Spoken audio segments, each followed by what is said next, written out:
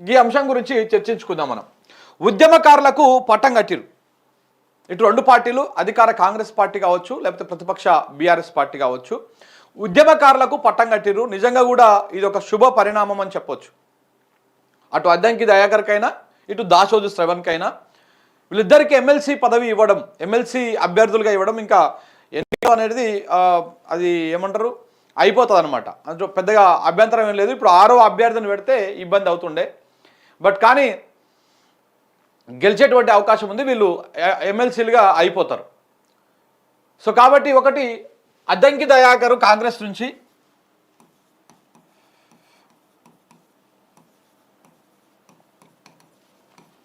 Congress party, 2 Dasoju శ్రవణు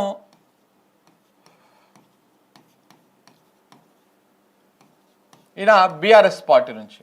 so ఇద్దరు ఉద్యమకారులే.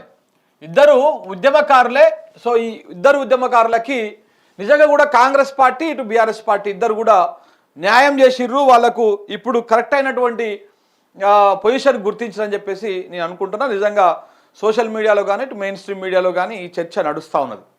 అంటే ఎప్పటి నుంచో ఉద్యమంలో ఉన్నటువంటి వాళ్ళు, అద్దంకి దయాకరు తెలంగాణ ఉద్యమంలో కీలకంగా ఉన్నటువంటి వ్యక్తి అద్దంకి దయాకర్. అయితే తెలంగాణ వచ్చిన తర్వాత మెజారిటీగా ఉద్యమకారులందరూ కూడా బీఆర్ఎస్ వైపు, అంటే అప్పటి టీఆర్ఎస్ వైపు వచ్చిర్రు.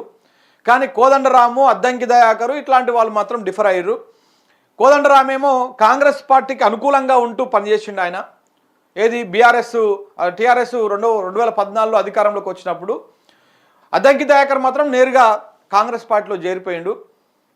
ఇక్కడ కోదండరామ్ మాత్రము బయట జేఏసీ రూపంలో ఉంటూనే 2014 నుంచి పనిచేసుకుంటూ వచ్చిండు. సో అట్లా 2014 నుంచి కాంగ్రెస్ పార్టీకి అనుకూలంగా కోదండరామ్ రెడ్డి పనిచేసుకుంటూ వచ్చిండు. ఆ విషయం పక్కన పెడితే అద్దంకి దయాకర్ మాత్రం అప్పటి నుంచి ఇప్పటిదాకా అదే కాంగ్రెస్లో కొనసాగుతూ ఉన్నాడు. 2 సార్లు అధికారంలో లేకపోయినా కాంగ్రెస్ పార్టీ అంటుపెట్టుకొని ఉన్నాడు. ఒక నికార్సైన ఉద్యమకారుడు లెక్క ఉన్నాడు. ఆయన తీసుకున్నటువంటి స్టాండ్లో మొదటి నుంచి నిలబడ్డాడు. అయితే 2014లో కూడా అద్దంకి దయాకర్ ఉద్యమకారుడు. 2014లో కాంగ్రెస్ పార్టీ ఈయనకు టికెట్ ఇచ్చింది తుంగతుర్తి నుంచి, ఓడిపోయిండు. 2018లో కూడా టికెట్ ఇచ్చిండ్రు, ఓడిపోయిండు.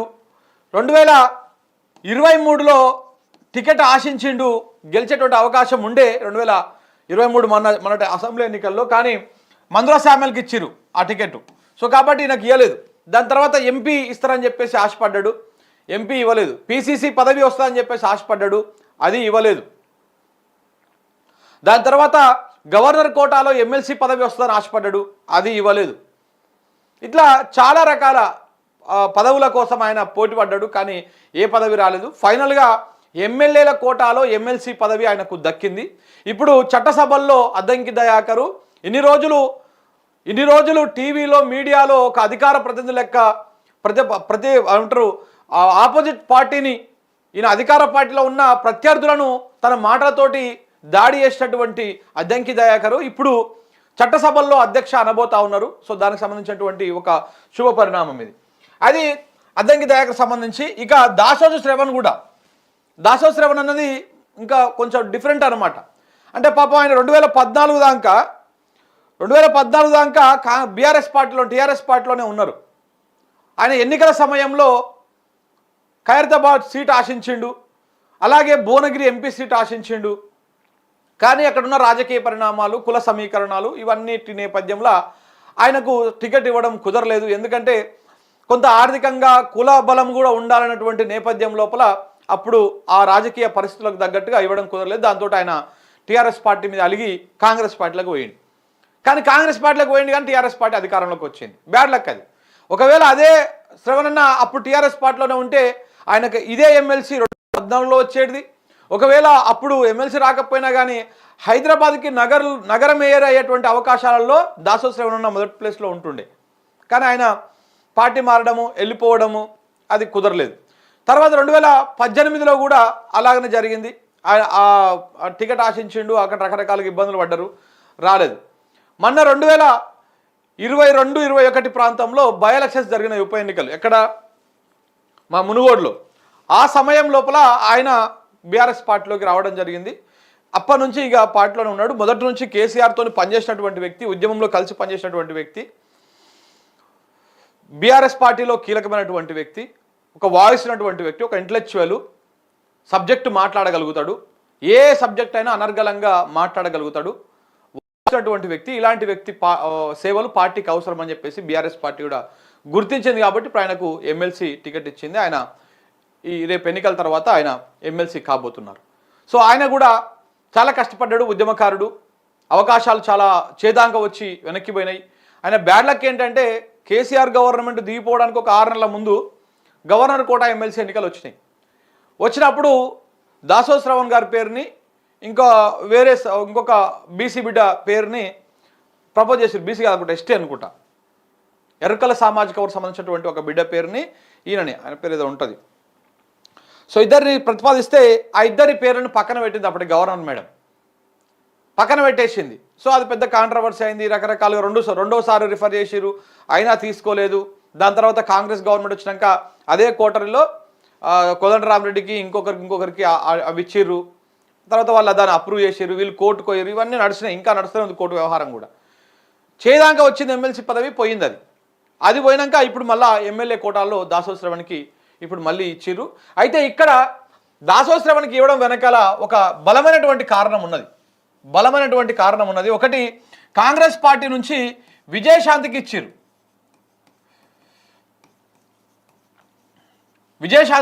ఇక్కడ కాంగ్రెస్ పార్టీ కూడా ఒక విషయంలో మనం ఒప్పుకోవాలి. విజయశాంతి కూడా ఉద్యమకారులు, ఆమె కూడా సరైన గౌరవం దక్కింది ఇక్కడ. కానీ విజయశాంతికి కాంగ్రెస్ పార్టీ ఇప్పుడు ఎమ్మెల్సీ టికెట్ ఇవ్వడం వెనకాల చాలా చాలా వ్యూహం ఉన్నది. ఆ వ్యూహం ఏంటి అంటే కేసీఆర్కు చెక్ పెట్టాలి. ఇప్పుడు రేవంత్ రెడ్డి ఎంత మాట్లాడినా కానీ కేసీఆర్తో సరితూగడు. ఎందుకంటే ఉద్యమం చేసినోడు కాదు, ఉద్యమంలో ఉన్నోడు కాదు రేవంత్ రెడ్డి. ఎన్నడూ కూడా జై తెలంగాణ అన్నోడు కాదు. ఇవాళ ముఖ్యమంత్రి అయితే కావచ్చు, దానికి రకరకాల సమీకరణాలు సపోర్ట్ చేయవచ్చు, ఏదైనా కావచ్చు. కానీ ఆయన ముఖ్యమంత్రిని మన రేవంత్ రెడ్డి కేసీఆర్ని ఎంత విమర్శించినా అది సరితూగడం లేదు. అందుకే విజయశాంతిని రంగంలోకి దింపిరు. ఇప్పుడు విజయశాంతి కేసీఆర్తో కలిసి పనిచేసింది, పార్టీలో ఉన్నది. ఈమె పార్టీని ఆ పార్టీలో విలీనం చేసింది. ఎంపీలుగా విజయశాంతి కేసీఆర్ ఇద్దరే కొట్లాడిర్రు టీఆర్ఎస్ పార్టీ నుంచి. ఆది నుంచి ఆమె తెలంగాణ వచ్చిందాక ఆ పార్టీతో కొనసాగింది. ఈ నేపథ్యంలో ఇప్పుడు ఆమె తర్వాత డిఫర్ అయింది, బీజేపీలోకి పోయింది, కాంగ్రెస్లోకి వచ్చింది. ఇప్పుడు ఆమెని మొన్నటి ఎన్నికల్లో స్టార్ క్యాంపెయినర్గా పెట్టేసి మొత్తం ప్రచారం చేసింది, ఇవన్నీ చేసిర్రు. ఇప్పుడు ఆమెను ఎందుకు రంగంలోకి దింపిరు, ఇప్పుడు ఆమెకు ఎందుకు ఎమ్మెల్సీ టికెట్ ఇచ్చిర్రు, ఆమె అడిగింది, పోయింది, మల్లికార్జున ఖర్గే దగ్గర కూర్చున్నది, ఫైనల్ చేసుకొని వచ్చింది. ఆమెను కూడా కాంగ్రెస్ పార్టీ వ్యూహంలో భాగంగానే ఆమెకు టికెట్ ఇచ్చింది. ఇప్పుడు కేసీఆర్ మీద ఎక్కువ పెట్టాలంటే, కేసీఆర్ను విమర్శించాలంటే విజయశాంతితోనే అవుతుంది. ఎందుకంటే కలిసి పనిచేసారు కాబట్టి. దట్టు ఈమె మహిళ, ఉద్యమకారురాలు, తెలంగాణ ప్రేమికురాలు, సో తెలంగాణ బిడ్డ కాబట్టి ఈమెకు ఇవ్వాలని చెప్పేసి విజయశాంతికి ఇక్కడ ఎమ్మెల్సీ టికెట్ ఇచ్చారు. విజయశాంతికి ఇచ్చారు కాబట్టి ఇప్పుడు వాళ్ళకు బలం ఇంకా ఎక్కువైంది. అద్దంకి దయాకర్ ఉన్నాడు అడిషనల్గా, ఎట్లాగో అద్దంకి దయాకర్తో పాటు విజయశాంతి ఉన్నది. ఇప్పుడు ఇద్దరు అయిపోయారు. కానీ బీఆర్ఎస్ పార్టీకి ఇద్దరికి ఇచ్చేటువంటి అవకాశం లేదు. బేసిక్గా అయితే 21 మంది ఎమ్మెల్యేలు ఉంటే 21 మంది ఎమ్మెల్యేలు ఉంటే ఒక ఎమ్మెల్సీ వస్తుంది. ఇప్పుడు బీఆర్ఎస్ పార్టీకి 39 ఉండే, అందులో ఒకరు చనిపోయారు. చనిపోతే 38 అయ్యింది. ఈ 38లో 10 మంది మైనస్ అయిపోయారు, అంటే పార్టీ మారారు. 28 మందే ఉన్నారు. ఒకవేళ కనుక 38 మంది ఉంటే ఈ 10 మంది పోకపోయి ఉంటే ఇంకొకరికి అవకాశం వచ్చేది. ఇంకొకరికి కనీసం కేవలం 4 ఓట్లు మాత్రమే తక్కువ ఉండేటివి.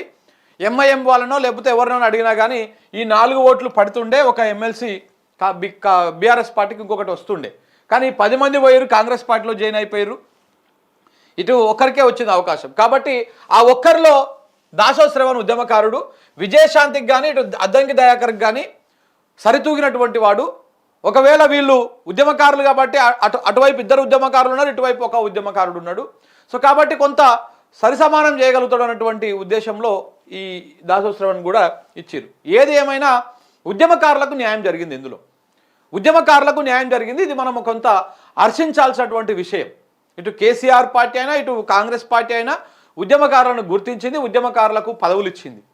కేసీఆర్ చేసినటువంటి మిస్టేక్ కూడా అదే. మొదటి టర్మ్లో కొంత ఉద్యమకారులను దగ్గరకు తీసుకొని ఉంటే బాగుంటుండే. అప్పటికి అది ఆయన రాజకీయ సమీకరణాలు, ఆయనకున్నటువంటి వ్యూ, ఆయనకున్నటువంటి ఎజెండా రకరకాలుగా వేరే ఉండవచ్చు. ఎందుకంటే అడ్మినిస్ట్రేషన్లోకి వచ్చినాక అన్నీ రాజకీయ పరంగానే చూడరు, కొంత అడ్మినిస్ట్రేషన్ పరంగా కూడా చూస్తారు, కొంత కుల సమీకరణాలు చూస్తారు, కొంత రాష్ట్ర అభివృద్ధి మీద ఫోకస్గా ఉంటారు. 2014 నుంచి వాళ్ళ అధికారంలోకి వచ్చిన కాడ నుంచి ఆ పని మీద ఎక్కువ ఇంట్రెస్ట్గా ఉన్నారు కాబట్టి కొన్ని రాజకీయాల్లో చిన్న చిన్న తప్పులు ఒడిదొడుకులు జరిగినాయి. సో ఇట్లా కొంతమంది ఉద్యమకారులను కొంత విస్మరించాల్సినటువంటి పరిస్థితి వచ్చింది. వాళ్ళే చివరికి 2023 ఎన్నికల నాటికి కొంత నెగిటివ్ కావడానికి కారణమయ్యారు. సో కాబట్టి ఏదేమైనా లేట్గానైనా తేరుకున్నారు. ఇటు కాంగ్రెస్ పార్టీ కూడా ఏ ఉద్యమకారులకు ఇయ్యలే టికెట్లు. చాలా మందికి ఇస్తాం ఉద్యమకారులకు అని చెప్పి ఎవరికి ఇయ్యలే. ఏదైతే ఎవరికి గెలిచే అవకాశం ఉందో వాళ్ళకు మాత్రమే ఇచ్చుకుంటూ వచ్చారు. ఇంకా ఆడుకో ఇడుకో గట్టిగా మాట్లాడితే బీఆర్ఎస్ పార్టీ ఇచ్చింది ఉద్యమకారులకు టికెట్. ఒక బల్క సుమన్ కానీ, ఒక మన ఎవరు గువ్వల బాలరాజు కానీ, మన తుంగతుర్తి మాజీ ఎమ్మెల్యే కిషోర్ అన్న కానీ, ఇట్లా చాలామందిని, ఎర్రోళ్ళ శ్రీనివాస్కు చైర్మన్ పదవి కానీ, ఇట్లాంటివి చాలామంది ఉద్యమకారులకు పదవులు ఇచ్చింది బీఆర్ఎస్ పార్టీ. కానీ కాంగ్రెస్ పార్టీ పెద్దగా ఏమి ఇయ్యలే. సో ఇదే మొదటిసారిగా కొంత వాళ్ళకు న్యాయం జరుగుతూ ఉన్నది ఇప్పుడు కాంగ్రెస్ పార్టీ అధికారంలోకి వచ్చినాక. అది కూడా అరకొర ఆర్డర్ ఇస్తూ ఉన్నారు. సో ఏదేమైనా ఉద్యమకారులకు న్యాయం చేస్తున్నారు. కొంత ఇది హర్షించదగ్గటువంటి విషయం. ఇక మిగతా